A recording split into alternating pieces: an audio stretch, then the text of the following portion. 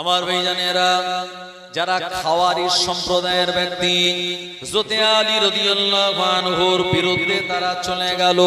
আল্লাহর নবীর প্রাণপ্রিয় সাহাবী হযরত আলী রাদিয়াল্লাহু আনহুর বিপক্ষে তারা কথা বলা শুরু করে দিল।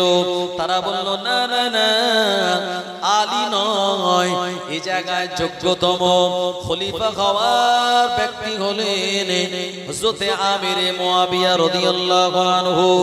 আমার ভাইজানেরা, কিন্তু না না না, যারা শিয়া সম্প্রদায়ের ব্যক্তি এরা বলল, না না না, আমরা আলীকেই খলিফা বলে মানি। এবং যারা আহলে সুন্নাত ওয়াল জামাতের মানুষ তারাও বললেন, আমরা আলী হুজুরকে খলিফা বলে মানি। শিয়া এবং যারা আহলে সুন্নাত ওয়াল জামাতের মানুষ দুজনের সমর্থন হযরত আলী রাদিয়াল্লাহু আনহুর দিকে চলে গেল। ও আমার ভাইজানেরা, কিন্তু যারা খাওয়ারিজ এরা আলী হুজুরের চরম বিরোধিতা করা শুরু করে দিল। এরপরে আহলে সুন্নাত ওয়াল জামাতের যারা সাহাবে کرامগণেরা তারা বললেন, হযরত আলী হলেন প্রিয় নবীর সাহাবী, হযরত আলী রাদিয়াল্লাহু আনহু হলেন আম্মা জান ফাতেমার স্বামী, ইমাম হাসান হুসাইনের আব্বা। হযরত আলী হলেন মদিনার ইলমের দরওয়াজা। এটা পর্যন্ত বলে তারা ক্ষান্ত হলেন। কিন্তু না না না, যারা শিয়া সম্প্রদায়ের মানুষ এরা পরিষ্কার ঘোষণা করে দিল, নবী মুহাম্মদ ইবনে আব্দুল্লাহ ইনি প্রকৃত রাসূল নয়, আসলে প্রকৃত নবী হবেন আলী।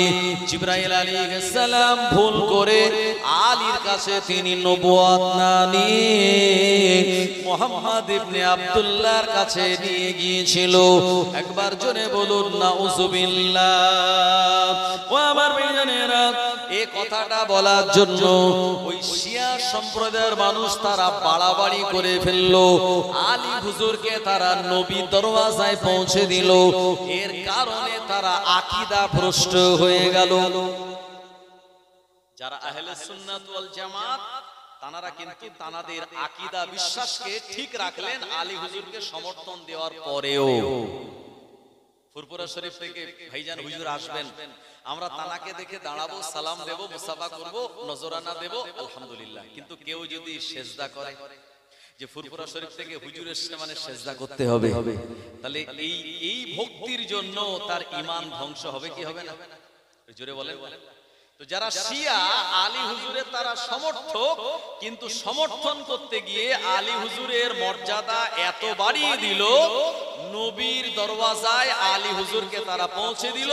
আর আহলে সুন্নাত ওয়াল জামাতের আমরা বললাম না, আলী হুজুর তিনি হলেন নবীজির সাহাবী, নবীজির চাচাতো ভাই, নবীজির একজন মুহাব্বতের জামাতা, ইমাম হাসান হুসাইনের আব্বা, আম্মা জান ফাতেমার স্বামী, তানার দরওয়াজায় এতটুকু পর্যন্ত, এর থেকে বেশি কিছু নয়।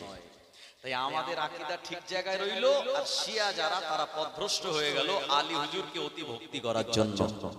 তাই বাংলায় একটা কথা আছে, অতি ভক্তি। আমার ভাইজানেরা, জওয়ানেরা, যুবকেরা, তো বেশি ভালোবাসা বা বেশি মহাব্বত করা এটার পিছনে অন্য কোনো অভিসন্ধি থাকতে পারে। আর আপনাকে যদি কেউ ক্ষতি করে তো আপনাকে খুব ভালোবাসা দিয়ে খুব কাছের মানুষই আপনাকে ক্ষতি করবে, যেটা আলী হুজুরকে করেছিল। আমার ভাইজানেরা, হযরত আলী রাদিয়াল্লাহু আনহু কুফার মসজিদে নামাজের ইমামতি করেন, কারণ যিনি ও জামানায় খলিফা হবেন তিনি নামাজের ইমামতি করবেন। ও জওয়ানেরা, যুবকেরা, এই খাওয়ারি সম্প্রদায়ের একজন দুষ্প্রাপ্য ব্যক্তি, একজন মারাত্মক অভিশপ্ত ব্যক্তি, এর নামটা শুনলে পরে মনে হবে পাকা মুসলমান, কিন্তু না না না, পাকা মুনাফিক। এই ব্যক্তিটার নাম হলো আব্দুর রহমান বিন মুলজিম। হযরত আলী রাদিয়াল্লাহু আনহু ইরাকের কুফার জমিনে মাগরিবের নামাজের ইমামতি করতেছিলেন।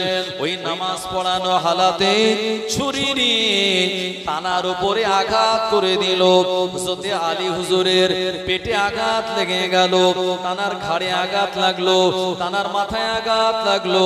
ও আমার ভাইজানেরা, হযরতে আলী রাদিয়াল্লাহু আনহুকে আমার ভাইজানেরা ওই কুফার মসজিদের মেহরাবের ভিতরে জনমের মতো তানাকে শহীদ করে দেওয়া হলো। সবাই বলুন ইন্না লিল্লাহি ওয়া ইন্না ইলাইহি রাজিউন। মাল্লকে জোরে বলেন মুসলমান, আর মূল্য সাহাবী। মাল্য মুনাফিক, সেও মুসলমান, আর জানাকে হত্যা করা হয়েছে তিনিও নবীজির সাহাবী আর জলিল কদর আল্লাহর একজন প্রিয় বান্দা। এই ট্র্যাডিশন আজও চলছে না, চলে না? ওই যে কালিয়াগঞ্জে নির্বাচনের পরে বোম্বিং হলো, সেখানে তামান্না বলে 8 বছরের একটা বাচ্চা মারা গেল। কিন্তু ভাঙড়ে আব্দুর কি রাজ্জাক মোল্লা বলে একজন মারা গেল। দেখা গেল মারছেও মুসলমান, মরছেও মুসলমান। নবীজি বলেছেন আখিরি জামানায় যারা মারবে আর মরবে তারা দুজনেই জাহান্নামে যাবে। কথা কি ক্লিয়ার? আপনি বলবেন হুজুর কি কথা, যে মারবে সে তো জাহান্নামে যাবে, আর যে মরবে সেও জাহান্নামে কেন যাবে? নবীজি বলেছেন আল কাতিল ওয়াল মাকতুল ফিন্নার আও কামা ক্বালা নবী সাল্লাল্লাহু আলাইহি ওয়াসাল্লাম। কারণ আপনাদের দুগাছিয়া গ্রামে আলেম ওলামার অভাব নেই। সাবকাতুল্লাহ ভুলভাল কথা বলে চলে যাবে আর কোনো আলেম ধরবেন, এটা হতে পারে না। কথা ঠিক কিনা? কারণ আপনাদের এই এলাকায় হাতান্তর আলেম। এইজন্য আমাদের জয়পুর, দোগাছিয়া বা আমাদের মোল্লাপাড়া নিয়ে আমরা বিভিন্ন জায়গায় গর্ব করি যে আমাদের জয়পুরে যত আলেম আছে আশপাশের কোন গ্রামে এত আলেম নাই। একটু জোরে বলেন না সুবহানাল্লাহ। আশপাশে আপনি যত গ্রাম যাবেন সব গ্রামের মাদ্রাসা মসজিদের ইমাম সাহেবকে বলে জয়পুরের হুজুর। বুঝতে পারলেন আমার ভাইজানেরা? তো নবীজি বলেছেন যে মারবে আর যে মরবে দুজনেই জাহান্নামে যাবে। তো যদি নাবালক হয় সে জান্নাতে যাবে, আর যদি সে সাবালক হয় তাহলে নবীজি বললেন যাকে মারা হয়েছে সেও মনে মনে নিয়ত করেছিল সুযোগ পেলে আমি ওকে মারব। এই খারাপ নিয়ত করার জন্য ও বেটাও জাহান্নামে যাবে। তাই নবীজি বলেছেন এই হত্যাকাণ্ড থেকে বা মারপিট থেকে তোমরা দূরে থেকো আমার ভাইজানেরা। কিন্তু নির্বাচন ভোট টোট যখন আসে আমরা মারপিট করার জন্য আগে ভাগে তৈরি হই। আমার ভাইজানেরা, জওয়ানেরা, যুবকেরা, হযরতে আলী রাদিয়াল্লাহু আনহু শহীদ হয়ে যাওয়ার পরে আরব সাম্রাজ্যে খলিফা হবেন কে, দায়িত্ব নেবেন কে? আল্লাহর নবীর জালিল কদর সাহাবে کرام গণেরা হায়াতে রয়েছেন। একজনের নাম হলো হযরতে আনাস বিন মালিক রাদিয়াল্লাহু আনহু, আর একজনের নাম হলো হযরতে হাসান বিন সাবিত রাদিয়াল্লাহু আনহু। আনাস বিন মালিক রাদিয়াল্লাহু আনহু 100 বছরের লম্বা হায়াত ছিলেন। হযরতে হাসান বিন সাবিত রাদিয়াল্লাহু আনহু 120 বছরের মতো লম্বা হায়াত পেয়েছিলেন। ও আমার ভাইজানেরা, এমন করে হযরতে আব্দুল্লাহ বিন জুবায়ের রাদিয়াল্লাহু আনহু তিনিও তখন হায়াতে। হযরতে আব্দুল্লাহ বিন ওমর রাদিয়াল্লাহু আনহু তিনিও তখন হায়াতে। আব্দুর রহমান বিন আবু বকর রাদিয়াল্লাহু আনহু তিনিও তখন হায়াতে। আবু মুসা আশআরী রাদিয়াল্লাহু আনহু তিনিও তখন হায়াতে। এনারা জালিল কদর সাহাবী।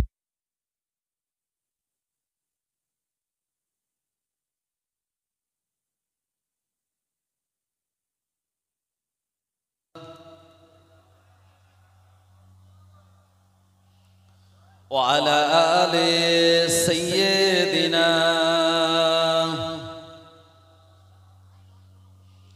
চাঁদ বলে আমি নয় তুমি নবী সুন্দর, ফুল বলে সুবাসিত নবীজির অন্তর।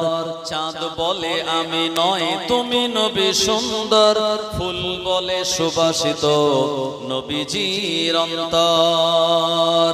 তারাদের দল বলে তুমি প্রিয় দরবে, মেঘ বলে বলে জল হয়ে তুমি নবী সরবে, মানুষের কাছে তুমি রহমের বন্ধন, মানুষের কাছে তুমি রহমের বন্ধন। চাঁদ বলে আমি নয় তুমি নবী সুন্দর, ফুল বলে সুবাসিত নবীজির অন্তর।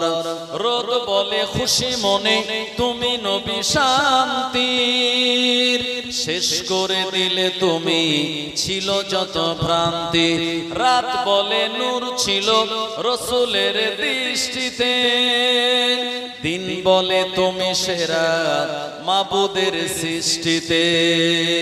আলোময় করে দিলে পৃথিবীর অন্তর, আলোময় করে দিলে পৃথিবীর অন্তর। চাঁদ বলে আমি নয় তুমি নবী সুন্দর, ফুল বলে সুবাসিত নবীজির অন্তর।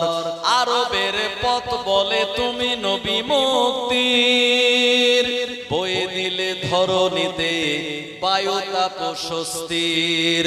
মদিনার বাতাসেরা এসে বলে বাংলায়, আকাশের সুখ নামে প্রতিদিন রওজায়। জোরে হবে না? আরে নবীজি রওজায় আকাশ থেকে রহমত নামে কি নামে না? নামে। আপনারা জানেন যে এই যে সুনিতা উইলিয়ামস মহাকাশে গিয়েছিল, মাত্র 8 দিনের জন্য গিয়েছিল, 8 দিনের, কিন্তু যান্ত্রিক গোলযোগ দেখা দিল, যার কারণে 10 মাস আটকে ছিল মহাকাশে। আপনারা জানেন নাসা কিন্তু পারেনি তাদেরকে ফিরিয়ে আনতে। 2025 সালে এই বছরে ফেব্রুয়ারি মাসে আপনার আমেরিকার একজন বিরাট বড় বৈজ্ঞানিক এবং সবথেকে গোটা পৃথিবীতে যার টাকা বেশি লোকটার নাম হচ্ছে ইলন মাস্ক। এই ইলন মাস্ক সে আমেরিকা থেকে পাঠিয়ে দিয়েছিল ওই নাসাতে, মানে মহাকাশে একটা যান্ত্রিক, আর সেই যন্ত্র করে চড়ে এই সুনিতা উইলিয়ামস এবং তার দুজন সঙ্গী তারা কিন্তু সমুদ্রে ল্যান্ড করেছিল। কারণ মাটিতে নামলে এটা বাস্ট হতে পারে, তাই সমুদ্রে ল্যান্ড করানো হয়েছিল যাতে এটা ব্লাস্ট না হয়। আমার ভাইয়েরা, তারপরে তাকে তোলা হয়েছিল। এই যে যখন ইসরায়েলের উপরে ইরান আপনার মিসাইল অ্যাটাক করছিল, আপনারা জানেন তখন আমেরিকার মদতে ওই ইরানের টোটাল ইন্টারনেট পরিষেবা বন্ধ করে দেওয়া হয়েছিল। আর ইলন মাস্ক সে তার স্টারলিংক দিয়ে গোটা ইরানে ইন্টারনেট ব্যবস্থা এমন ভাবে চালু রেখে দিয়েছিল, ঠিক কায়দা মতো জায়গায় টাইট দিয়ে দিয়েছে ইরান, যাতে করে গোটা পৃথিবীতে যত মুসলিম কান্ট্রি আছে তাদের মাথাটা উঁচু হয়ে গেছে। জোরে বলেন সুবহানাল্লাহ। আমার ভাইজানেরা, এই যে ইলন মাস্ক সে ইরানের পাশে দাঁড়িয়েছিল বলে ডোনাল্ড ট্রাম্প তাকে হুঙ্কার দিয়ে বলেছে আমেরিকা থেকে তোমায় দক্ষিণ আফ্রিকায় নির্বাসনে দেব। আমার ভাইজানেরা, ইলন মাস্ক সে কোন রকম ভয় পায়নি, সে বলেছে যে আমায় নির্বাসন দেওয়ার আগে তুমি নিজেই নির্বাসিত হয়ে যাবে।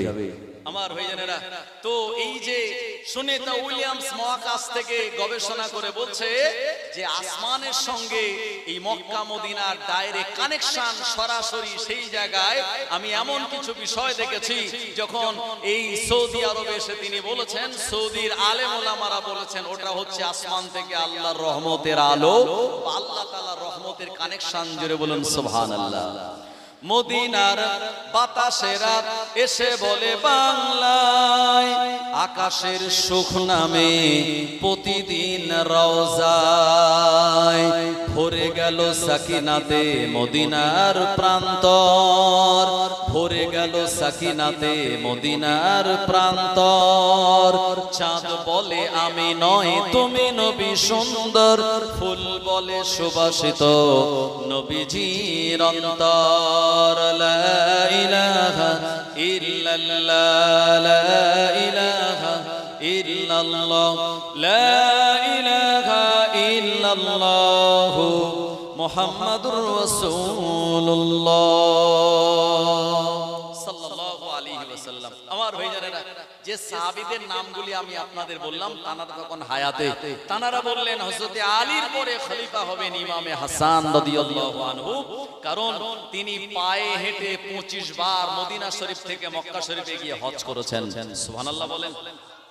আমাদের ভারতের কেরলের একজন যুবক শিহাব চত্তুর, যার নাম 2022 সালে পায়ে হেঁটে বেরিয়েছিল, 2023 সালে 8583 কিলোমিটার পায়ে হেঁটে পাড়ি দিয়ে হজ করার জন্য শিহাব চত্তুর আজকে ভাইরাল। আপনারা জানেন এই যে তোয়া সিদ্দিকী সাহেবের কেরাত প্রতিযোগিতা অনুষ্ঠানে এসে কিয়াম করেছিল, এই কৃষ্ণ মাটিতে এসেছিল, বসিরহাটে এসেছিল, তো বিভিন্ন জায়গায় শিহাব চত্তুরকে ইনভাইট করা হয়, কারণ তিনি একজন ভাইরাল ব্যক্তি, ভারতীয় থেকে, ভারতবর্ষ থেকে পায়ে হেঁটে হজ করেছেন বলে। আর ইমাম হাসান তিনি 25 বার পায়ে হেঁটে হজ করেছেন। আমরা যে ইমামকে মেনে নাভির নিচে হাত বাঁধি, আমরা যে ইমামকে মেনে 20 রাকাত তারাবি পড়ি, আমরা যে ইমামকে মেনে 3 রাকাত বিতির নামাজ পড়ি, আমরা যে ইমামকে মেনে বিনা ওযুতে কোরআন শরীফ ছুঁই না, আমাদের সেই ইমাম নুমান বিন সাবিত, যিনি কুফার জমিন থেকে, ইরাকের কুফা থেকে 50 বার পায়ে হেঁটে হজ করেছেন। জোরে বলুন। তাই আমরা যাদের ভক্ত তারা সবাই কি পায়ে হেঁটে হজ করা ব্যক্তি। মুজাদ্দিদুল জামানের যিনি ভাই উলুবেড়িয়াতে জানার মাজার আছে, হাজী ইসহাক সাহেব রাহমাতুল্লাহ আলাইহি, এই ভারতবর্ষ থেকে পায়ে হেঁটে হজ করেছেন। মুজাদ্দিদুল জামান তিনি দুই বার হজ করেছেন। আমার ভাইজানেরা, তার সঙ্গে আপনার 2100 জন সাথী সঙ্গে নিয়ে মক্কাতুল মুকাররমায় তিনি আল্লাহর কাবা বাইতুল্লাহ সফর করেছিলেন। একবার প্রাণ খুলে বলুন সুবহানাল্লাহ। এইজন্য মক্কা মদিনার দাম ও মর্যাদা আল্লাহর কাছে অনেক বেশি। এই তো আমি দেখছিলাম আরবের টাকা দেখাচ্ছিল, বলো 23,400 টাকা বারাসাত থেকে ভাঙিয়ে এনেছে, আর টাকা দিয়েছে কত 1000 টাকার মতো, 1000 রিয়েলের মতো, বুঝলেন তো? 50,000 টাকা ভাঙালে আরবের টাকা পাওয়া যাচ্ছে কত? ওই 2500 রিয়েল। সুতরাং এই জায়গার মর্যাদা মর্তবা সব সময় বেশি থাকবে অন্যান্য দেশের থেকে। একবার জোরে বলুন সুবহানাল্লাহ। সেটা হলো নবীজি আসার কারণে। ইমামে হাসান রাদিয়াল্লাহু আনহু তিনি হলেন গোটা আরবের খলিফা, সবাই মেনে নিলেন। কিন্তু আমিরে মুয়াবিয়ার পরে ইয়াজিদ বলল, না আমি হব খলিফা। যদিও আলী হুজুরের ইন্তেকালের পরে আমিরে মুয়াবিয়া মাত্র 3 মাস হায়াতে ছিলেন। 3 মাস পর ইন্তেকাল করার পূর্ব মুহূর্তে বেটা ইয়াজিদকে বলে গিয়েছিলেন, আওলাদে রাসূলদের বিরোধিতা করবে না, তানারা যদি খেলাফতের দাবিদার হন তাদের এগেনস্টে তুমি খবরদার যুদ্ধে নামবে না। কিন্তু ইয়াজিদ পাপাচার, অভিশপ্ত পাপিষ্ঠ, আব্বার কথা না নিয়ে ইমাম হাসানের বিরুদ্ধাচরণ করা শুরু করে দিল। পরিশেষে আপনারা জানেন, গত বছর শুনিয়েছিলাম, মারওয়ান নামক এক আমলার কাছ দিয়ে আপনার বিষ চলে আসলো, আর ইমাম হাসানের বাড়িতে দিয়ে দিল মাইমুনা নামক একটা মহিলা, জানাকে প্রথমবার খেজুরের দ্বারা, দ্বিতীয়বার মধুর দ্বারা, তৃতীয়বার পানির ভিতরে বিষ দিয়ে ইমাম হাসানকে 49 বছর বয়সে এই দুনিয়ার জমিন থেকে জনমের মতো শহীদ করে দেয়া হয়েছিল। ইমাম হাসানের মাজার কোথায় হবে? কেউ বললেন নবীজির মাজারের পাশে। যারা খাওয়ারিজ এবং যারা আপনার ইমাম হাসানের বিরোধী ছিল তারা এর